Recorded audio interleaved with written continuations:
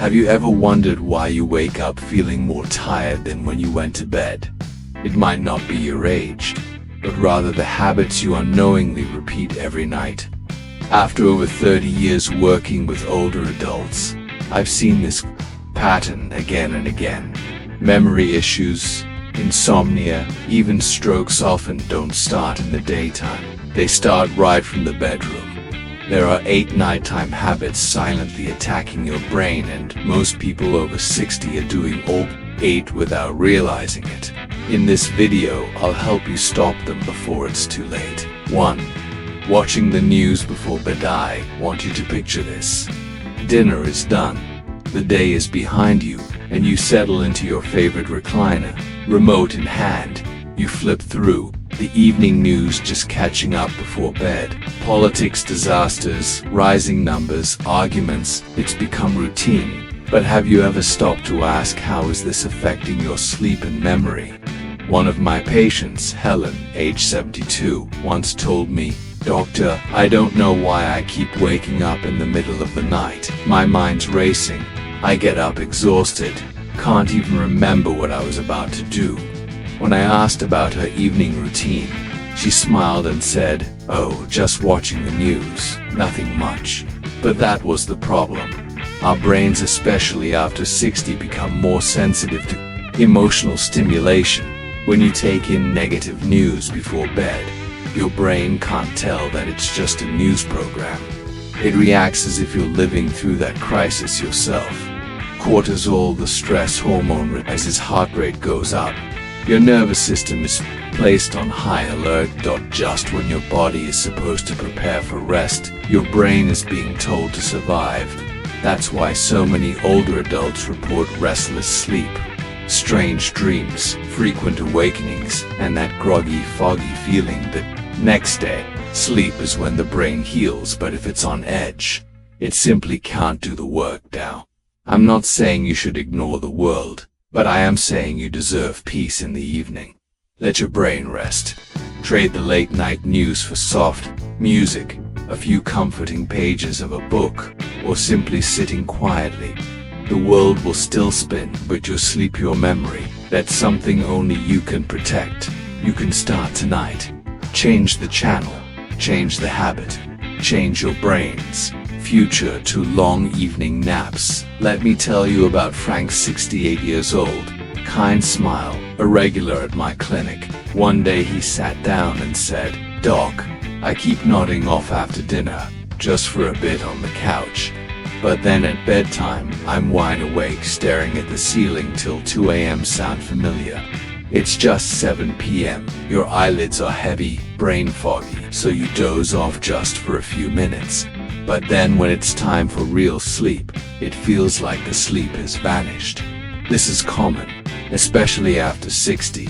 After dinner, your energy dips, and your body feels relaxed. That's when those early evening naps sneak in. But here's the catch: our brains follow a biological clock, your circadian rhythm.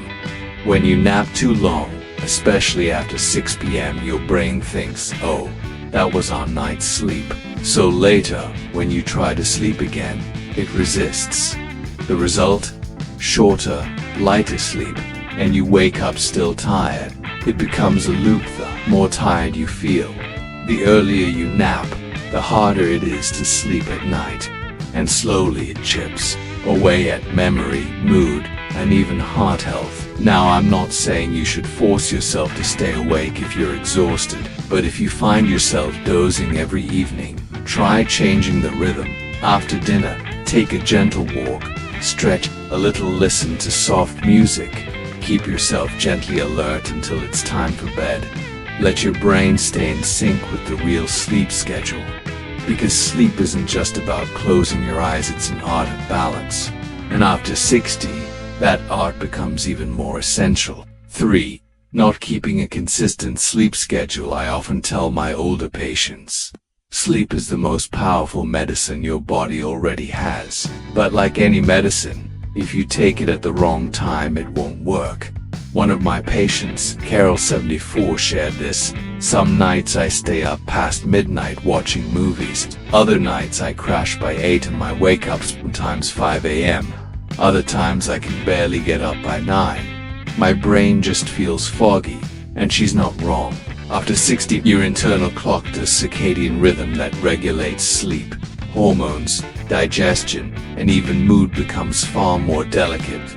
When your sleep and wake times are all over the place, your brain loses track of when to produce melatonin, your sleep hormone, and when to pull back so you can wake up refreshed. Have you noticed those mornings when you wake up at the same time every day? How much smoother things feel. That's your brain and body syncing up. But every time you shift that schedule even by a couple hours, it throws everything off. You get less deep sleep, more fatigue, weaker memory. Even blood pressure and blood sugar can take a hit deep. Sleep is when your brain cleans house, restores cells, and stores memory. But to get there, it needs predictability like a clock wound with care. I understand retirement gives you flexibility. No more work alarms, no rigid schedule, but that's exactly when you must create your own rhythm. Choose a bedtime 9 p.m., 10 p.m. Treat it like a daily commitment to your brain's health. Wake up at the same hour every morning, even on weekends. Eventually your body will adjust, and your mind will thank you, see. For the young, flexibility works. But for us, after 60, rhythm is everything. And your evening is where that rhythm begins. 4. Using your phone in bed. I know that feeling. You're tucked under the covers, phone in hand, and you think, just a few minutes of scrolling, then I'll sleep. But 10 minutes turns into 30, then an hour. The next morning you wake up with sore eyes, a foggy head, and a sense that you never truly rested. One of my patients, Daniel, 66 years old, once admitted, "Doc, I watch YouTube, read the news, or text my grandkids before bed. My eyes hurt, my mind races, but I can't help it." I looked at him and gently said, "Your phone is stealing your sleep, Daniel. Here's the truth. The blue light from your screen, whether it's a phone, tablet, or TV, suppresses melatonin production, the hormone that helps you fall asleep naturally. Your brain gets tricked into thinking it's still daytime and starts firing up wake signals instead of winding down. On top of that, the content you're consuming, news, videos, messages, all of it demands your brain to process, analyze, and react. That keeps your nervous system from relaxing. Your mind needs time to land, just like a plane can't drop straight onto a runway. Ever wake up and feel like your brain is wrapped in fog? Memory, a little fuzzy, a little irritable for no clear reason. That might be the blue light, talking those words and images lingering in your mind right before sleep. I'm not saying you need to give up your phone entirely. Technology has its value. But I always tell my patients this: give yourself at least 1 hour of screen-free time before bed. Read a physical book, write a few lines of gratitude in a notebook, listen to soft music, or simply close your eyes and take deep breaths. Don't let a tiny screen become a nighttime thief, stealing your sleep and wearing down your memory. You deserve real rest. No notifications, no news, no blue light, just silence and true recovery. And you can begin tonight. 5. Arguing or worrying before bed. One of my patients, Mr. Richard, 71, was a thoughtful man, but often wore a furrowed brow. During a routine checkup, he told me, "Doc, I can't sleep lately. The moment I lie down, my mind starts spinning bills I haven't paid, my daughter hasn't called, or some silly argument with my wife at dinner." I put a hand on his shoulder and said, "It's not your body that's resisting sleep, it's your mind that hasn't been given permission to rest." You see, so many of us, especially after 60, go to bed carrying more than just a pillow. We bring a backpack full of unresolved thoughts, a disagreement with a loved one, worries about health, or just a vague cloud of unease that clings like a cold wind. The trouble is, When you fall asleep angry or anxious, your brain releases stress hormones like cortisol and adrenaline that signal your body to stay alert. Your heart rate goes up, your blood pressure rises, and sleep becomes shallow or delayed. What's worse is that the brain's healing process, its chance to restore memory, regulate emotion, and reset itself, is disrupted. One restless night is manageable, but when this becomes a pattern, it turns into mental fog, morning fatigue, and eventually even memory gaps. I often tell my older patients this: sleep is not the time to solve your problems, it's time to release them. Try writing down your worries in a journal earlier in the evening. Sit quietly and listen to soft music. Put your hand over your heart and breathe deeply. Tell yourself, I can come back to this tomorrow, but tonight, I choose peace. You can't control everything in life, but you can control how you end your day. And sometimes, those few quiet moments before sleep can be the best medicine for your brain and your heart. Don't carry your worries into bed. Let sleep be your refuge, not your battlefield. 6. Drinking alcohol at night. I once had a patient, 67, who had a nightly habit of enjoying a glass of red wine after dinner. He said, "Doc, it helps me relax. I fall asleep easier." I asked him, "But do you ever wake up in the middle of the night, or feel more tired in the morning than when you went to bed?" He paused, then nodded. Do you see yourself in that story? Many older adults believe a little alcohol at night helps them sleep, and it's true, alcohol can make you drowsy. But the hidden cost lies inside the sleep you don't see. When you drink, especially close to bedtime, it disrupts your REM sleep. That's the most vital part of your rest, where your brain processes emotions, stores memory, and clears out toxins. When that cycle is interrupted, your brain can't fully recharge. You sleep, but you don't rest, and you wake up feeling heavy, foggy, sometimes dizzy or dehydrated. Alcohol also raises your blood pressure, increases urination, and worsens dehydration, all of which heightens stroke risk, especially as we age.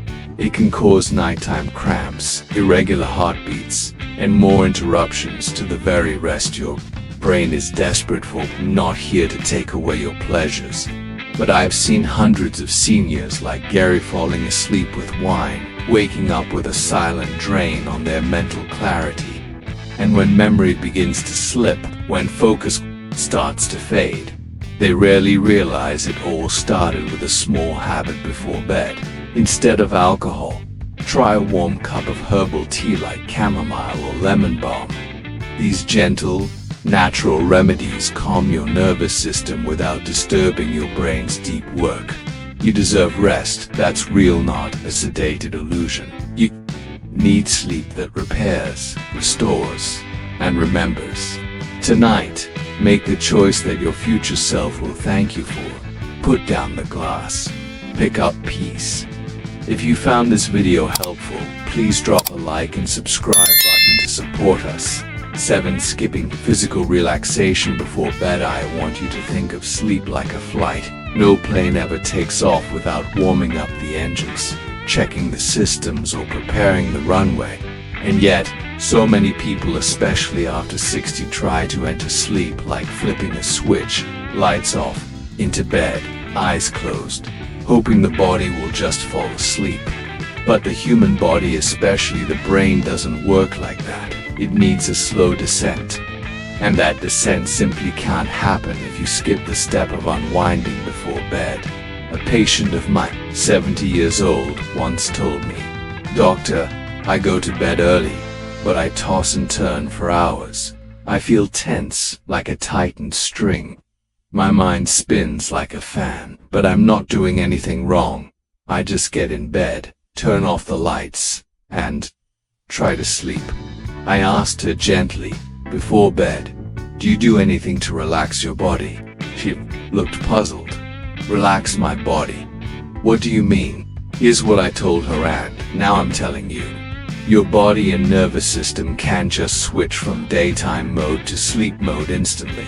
If your muscles are still tense, you're breathing shallow, your movements rushed. Your brain is getting the message, it's not time to rest yet. That's why I encourage my patients to try something simple. A light stretch for the back or legs, a slow, deep breath, inhale to a count of 4, hold for 4, exhale gently, or a warm shower to let the water wash away the stress of the day. Just 10 to 15 minutes of this kind of gentle transition tells your nervous system it's time. And when that message is received, not only will you fall asleep easier, sleep deeper, and wake up more refreshed. We prepare so much during the day for work, meals, family, but we forget to prepare for one of the most healing acts of all, sleep. And sleep, my friend, is not just rest, it's when your brain repairs, resets memory, clears toxins, and prepares you for a stronger tomorrow. So tonight, don't just go to sleep, lead yourself into sleep gently, intentionally, with kindness toward your body. Point 8. Sleeping in a recliner. I understand the feeling well, that cozy recliner in the living room. Soft and familiar, like an old friend's embrace. You sit down after dinner, turn on the TV, and before you know it, your eyelids droop, you drift off, and then you just stay there until morning. One of my patients, Walter 75, once told me, "Doc, my recliner puts me to sleep better than my bed. But lately I've been waking up dizzy, my legs a little swollen, and my mind still foggy." I knew right away, and I told him, "It's that sleeping position, Walter, it's quietly working against your health." You see, recliners are great for short naps, but they're a poor place for a full night's sleep. When you sleep in a semi-upright position, blood doesn't circulate as efficiently as it does when lying flat. And that's especially dangerous after 60, when circulation naturally begins to slow. Reduced blood flow to the brain can leave you feeling lightheaded in the morning, sluggish, or worse, increases your risk of developing blood clots, especially in your legs.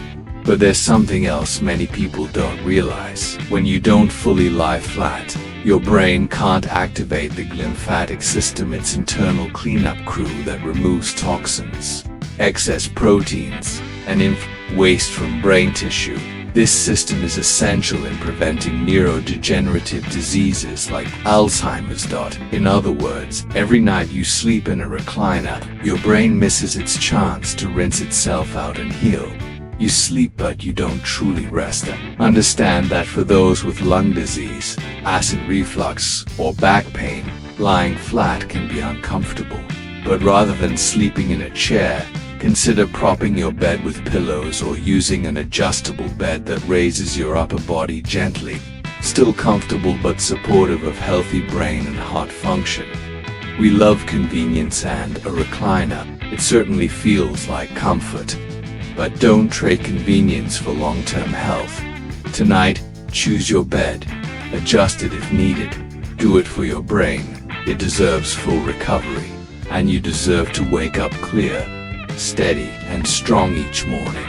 9. Not dimming the lights before bed. I once visited a patient, Louise 73, one evening at her home. Every room was lit up like midday. Kitchen lights, living room, bedroom ceiling, lights all blazing bright. When I asked her about it, she smiled and said, "Oh, I've just always liked it that way. I don't like the dark. And at my age I like seeing everything clearly, it makes me feel safe." I understood her comfort. Maybe you felt the same. But here's what I'd like you to consider. Light is the language of your biological clock. And if you don't begin dimming that light in the evening, your body, especially your brain, won't get the message that it's time to wind down. You might think, "I'm already sleepy. The lights won't matter much." But strong lighting, is white or blue-toned light, or fluorescent bulb, suppresses the production of melatonin, the hormone your body needs to enter sleep naturally. And here's the real challenge. After 60, your body already makes less melatonin than it used to. So if you add bright lights into the mix, you're making it even harder for your brain to know when to rest. Interrupted sleep isn't just tiring, it affects memory, mood, and even immune strength. Have you ever woken up feeling like you didn't truly wake up. That foggy, not quite here sensation, that might not be a jit, might be last night's lighting. I often tell my patients, let your evening sunset begin an hour before bed. Turn off overhead lights. Switch to warm bedside lamps or soft amber bulbs. Even use unscented candles, if it feels right. Let your body feel the day gently fading so the brain can begin its nightly transformation. Nighttime is when your brain heals, and light plays a key role in inviting that healing in. So tonight, let your room soften not just with light, but with intention. Let darkness do its quiet work, guiding you into a deeper, more peaceful sleep. 10. Sleeping with the TV. Oni once asked an older patient of mine, Harold, 72, "Do you sleep with the TV on?" He chuckled softly and nodded. "I do, doc. I don't like the silence. The TV makes me feel less alone," and I understood him. Many people over 60 begin to feel that the house becomes too quiet at night. The familiar sound of the television voices, laughter, music becomes a silent companion. But here's something I often have to share honestly. Even though it's not always easy to hear, sleeping with the TV on is one of the most harmful habits for an aging brain. Even if your eyes are closed and you think you've tuned out the dialogue, your brain is still listening, still processing. The flickering light, especially blue light, prevents the brain from entering deep sleep or REM sleep, the two most critical stages for recovery and memory protection. During REM sleep, your brain is like a librarian. It organizes memories, stores information, and clears away harmful waste like amyloid, which is linked to Alzheimer's. But when the TV is on, that vital process is disrupted. The result, fading memory, mental fog, and a slowly increasing risk of cognitive decline. What's more, the constant shifts in sound keep the brain in a state of low-level alertness all night long, like a watchman who never gets to rest. This raises your cortisol levels, interrupts your natural sleep cycles, and leaves you waking up tired, even if you technically slept for 7 hours. I'm not saying you must fall asleep in total silence or complete darkness if that makes you uncomfortable, but try replacing the TV with gentler, brain-friendly options. White noise, soft ocean waves, gentle rain sounds, or instrumental music, especially if set on a timer to shut off in 30 to 60 minutes. And as for light, keep the room as dark as possible. Darkness is melatonin's best friend and memory's best ally. So tonight, before bed, ask yourself, is that glowing screen helping me feel safe or slowly stealing my clarity? You deserve restful sleep. Sleep that allows your brain to restore itself, quietly doing the work that keeps your memories alive and your mind sharp. And sometimes, it begins with one small action, pressing the off button. 11. Avoiding water before bed. I once asked an older patient at nurse 74, "Do you drink water in the evening?" She shook her head. "No, doctor. I don't want to wake up to use the bathroom at night, so I just avoid it altogether."